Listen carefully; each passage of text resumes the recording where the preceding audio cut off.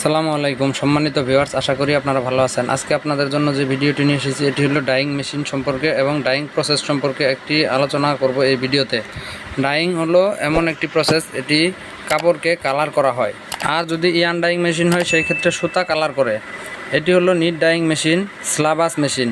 এই মেশিনে কাপড় ডাইং করা হয়। নিটিং থেকে বের হওয়ার পর একটি গেরে কাপড়কে কালার করা হয়। এর মধ্যে বিভিন্ন রকম রং করা হয়। যদি কাপড়ের কালারের হিসাব করা হয় তবে কালার খুঁজে বের করা যাবে না, কতগুলো কালার আছে কাপড়ের, বিভিন্ন রকম কালার হয়। এর মধ্যে কিছু মৌলিক কালার আছে। মৌলিক কালারগুলো হলো তিনটি কালার, একটি হলো ব্লু, রেড, ইয়েলো, তিনটি কালার। আবার অনেকেই বলে যে পাঁচটি আছে মৌলিক কালার। পাঁচটি কালার হলো red, green, blue, yellow and black. এগুলো হলো মৌলিক কালার।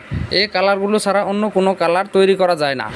কাপড়ের যে কোনো কালারের টার্গেট থাকুক না কেন, এই কালারগুলোর মাধ্যমে মানে মৌলিক কালারগুলোর মিশ্রণে সেই টার্গেট অনুযায়ী কালার তৈরি করা হয়। এখন ডাইং মেশিন সম্পর্কে কিছু আলোচনা করি। ডাইং মেশিনে কিভাবে কাপড়কে কালার করা হয়, মেশিনের প্রসেস সম্পর্কে কিছু কথা বলবো। এখন যে মেশিনটি আপনাদেরকে দেখাতে যাচ্ছি এই মেশিনটি হলো স্লাবাস ডাইং মেশিন। এটি অত্যন্ত উন্নত মানের একটি ডাইং মেশিন। এটি সম্পূর্ণ মনিটরের মাধ্যমে কন্ট্রোল করা হয়। মনিটরটিও অনেক উন্নত মানের মনিটর এবং কি মেশিনের চালানোর প্রসেস ক্যাপাসিটিও সব কিছু উন্নত।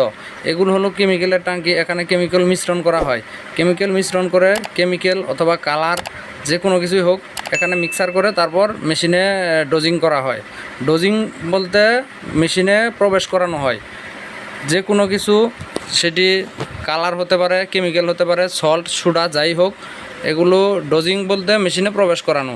আর এগুলো এই মনিটরের মাধ্যমেই সব কিছু সিস্টেম করা হয়।